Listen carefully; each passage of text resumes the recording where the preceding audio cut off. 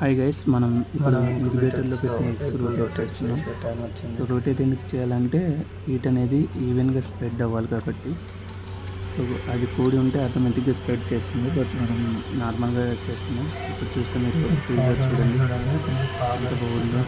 ఇది small air టైప్లో వదులుతుంది. అలాగే మనం ఓపెన్ చేయడం వల్ల టెంపరేచర్ డౌన్ అయింది కాబట్టి బ్యాటరీస్ కూడా వెళ్ళిపోయాయి. సో ఎగ్స్ అనేది మీరు ఏదో ఒక సింబల్ వేసుకోండి ఎగ్ మీద. నేనైతే నెంబర్ రాసుకున్నాను. సో చిన్నగా దాన్ని రొటేట్ చేయండి, ఒకేసారి మార్చకుండా చిన్నగా. నా చేయికి చూడండి, కొంచెం కొంచెం రొటేట్ చేసి అలా అట్లా అన్నీ రొటేట్ చేసి ఉన్న ఎగ్స్ అన్నీ రొటేట్ చేయండి. నేను ఎలాగైతే చూపిస్తున్నానో మీరు అలా రొటేట్ చేయండి అంతే. వన్స్ అన్నీ రొటేట్ చేసిన తర్వాత మళ్ళీ యథావిధిగా లైక్ క్లోజ్ చేసేసి మీరు స్విచ్ ఆన్ చేసేయండి అంతే.